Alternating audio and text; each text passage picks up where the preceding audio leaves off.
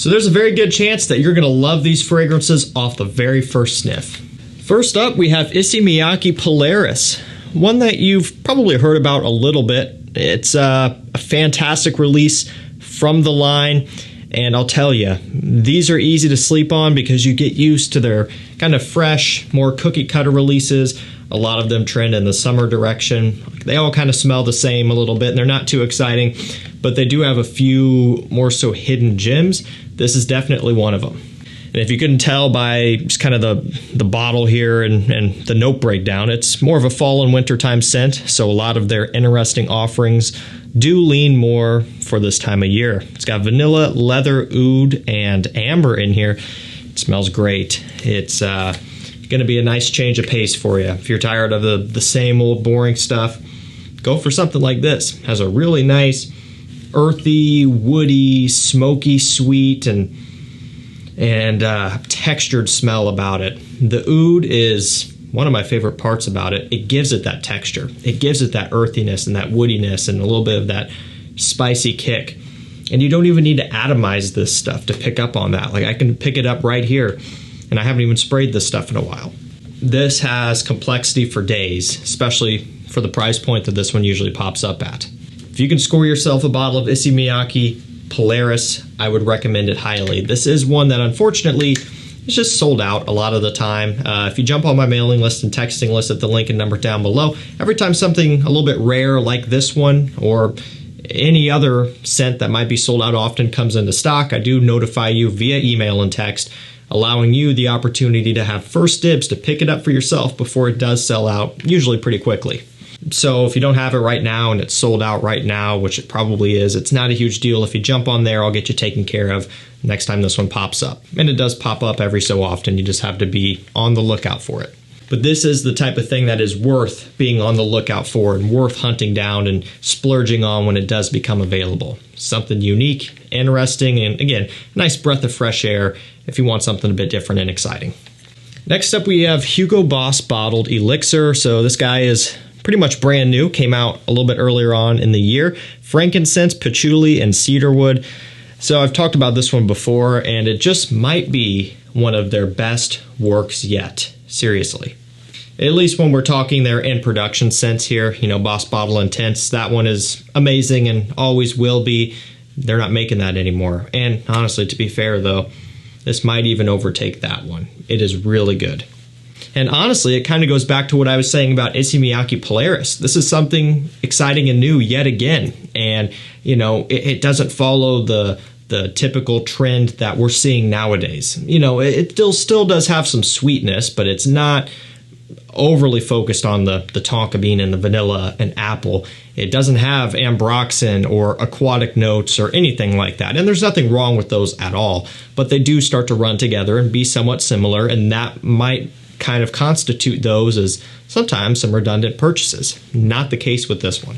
This is significantly different from the rest of the line and the rest of other designer releases in general.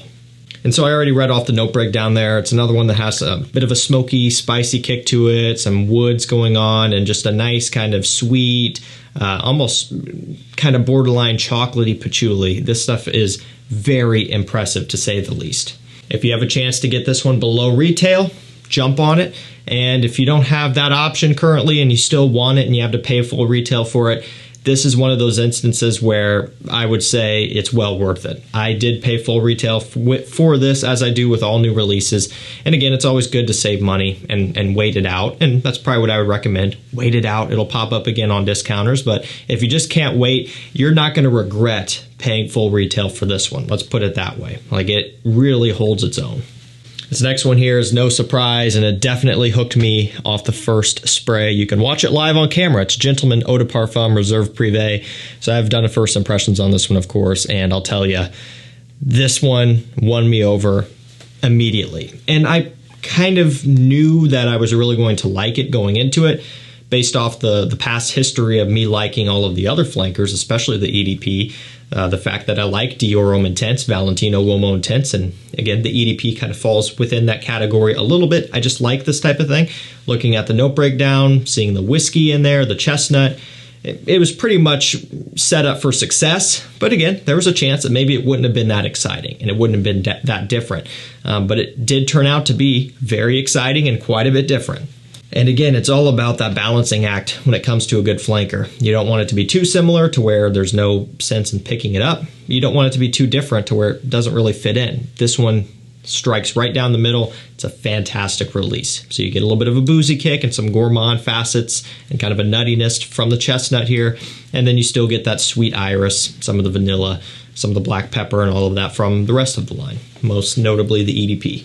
So this is the richest, the strongest, and the most complex and intense version of the Gentleman DNA, and it is amazing. Next up, we have Chanel Allure Homme Edition Blanche. My summer gourmand, that's how I describe this one. You'll hear people say it smells like lemon meringue pie, and that's a great way to put it. So, no surprise, you get some lemon off the top, and then pretty quickly you get into the signature roots of the Allure Homme DNA. Some of the tonka bean, sweetness, kind of the ozonic, almost aldehydes, freshness, all of that stuff. It's kind of how it dries down. So it does have a little bit of a clean and slightly soapy nature or quality to it. But that opening from that lemon, it's bright, it's crisp, it's punchy, it smells phenomenal, especially in the spring and early summertime. You can wear it into late summer as well, July, August, no problems. I've done it before. It might not be your number one choice during the daytime. If you want something for the evening or early morning or something like that, it would work great. When it starts getting really hot, this might push it for some people. But I mean, for a summer date night, look no further. This stuff is great. Nice way to change it up when you're only wearing citrus forward scents and aquatics. When you want something with a little bit more going on, check out Edition Blanche. I mean, that opening will get you every time. Armani Code Parfum is currently the best flanker. And by that, again, I'm talking in production.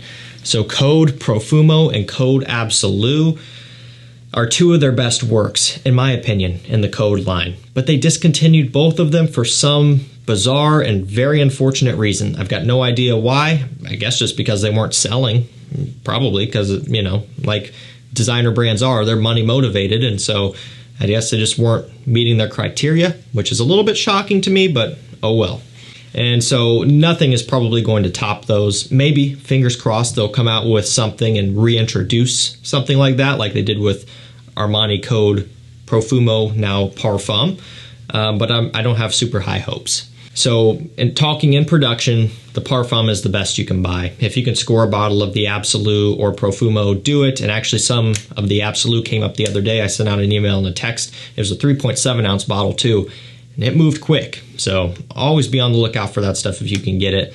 But if you can't and you want what is currently right now the best Armani Code, it's the Parfum. Got some iris in here, the tonka bean, the lavender, all of those typical Armani Code fixins. But this one is just kind of the best we have now. And to be fair, it is a solid release. True Parfum, nice dusty powdery iris. It's very wearable.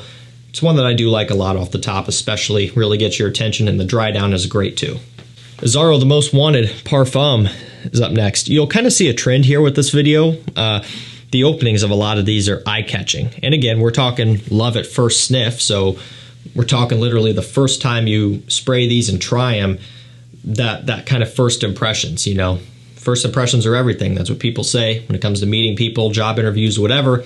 Same thing with these, If you start off on a great foot, you smell something once and it just completely blows you away, that's a great place to be in, and chances are you're going to end up really liking the rest of the scent as well.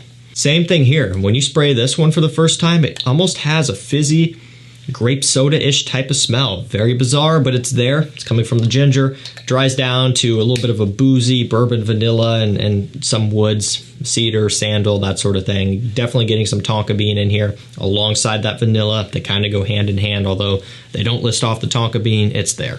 You get almost a little bit of a kind of spicy smell similar to what's in Wanted by Night, almost like a tiny cinnamon kick, but it's nowhere near as prevalent.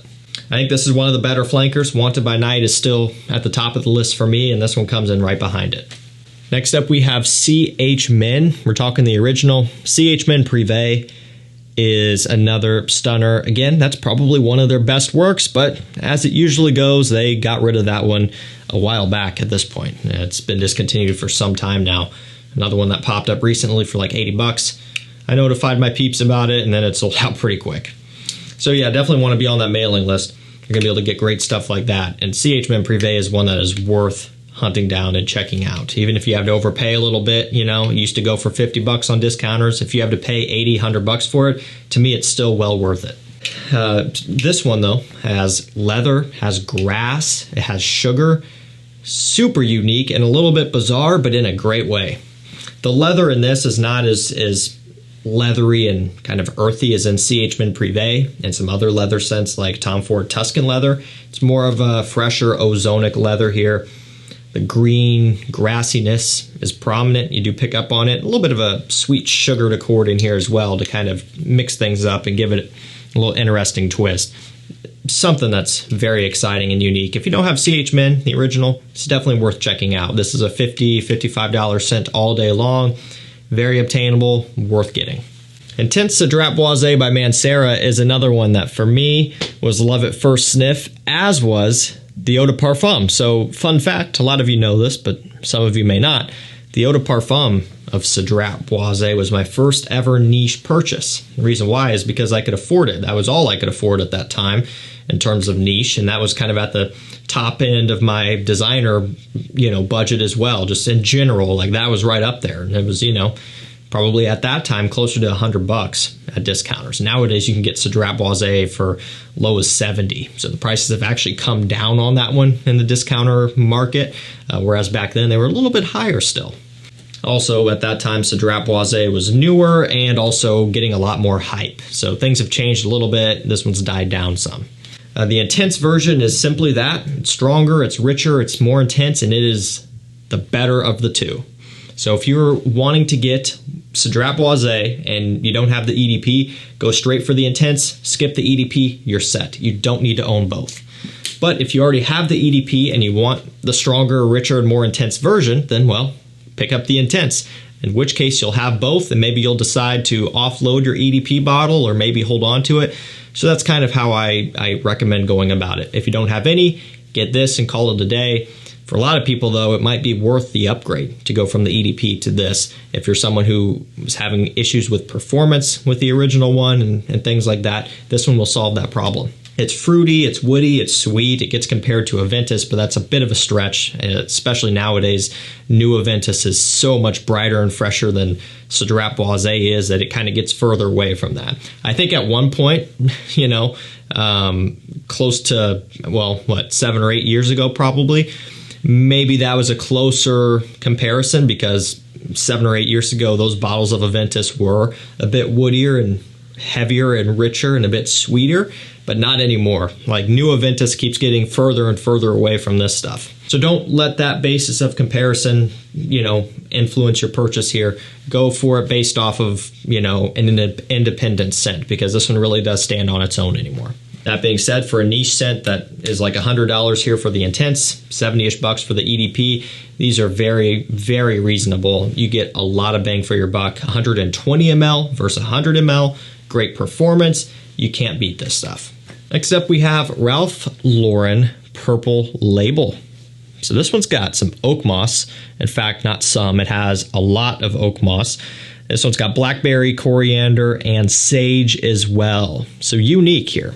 The blackberry, the oak moss, that's kind of at the forefront. The aromatics like the sage and even some thyme come in pretty close behind it.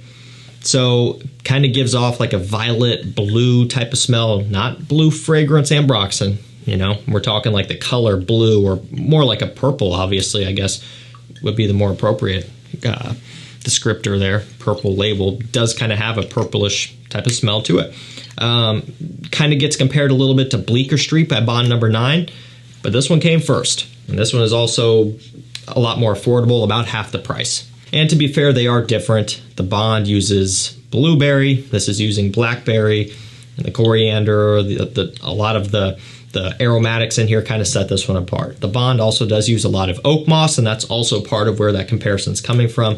Oak moss is pretty distinct. The type of it that they're using is, very similar between the two. And so that kind of is one way you can make that connection as well.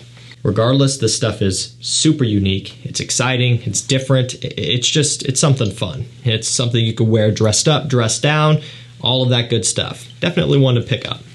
Last up, we have Tom Ford Noir Extreme. This is the Parfum. This is their first flanker of the Extreme.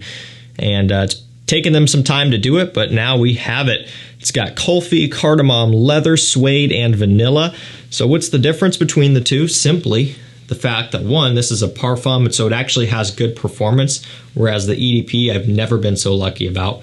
So there's that. So a lot of people do get good performance from the EDP. I haven't been so lucky. This one fixes that, which immediately is a good thing. But also, in terms of scent character, the leather and suede. Those are new additions to this DNA that were not prominent or even present in the EDP. And so that actually gives it a little bit more of a masculine feel. You'll find overall that neither this or the EDP are particularly masculine.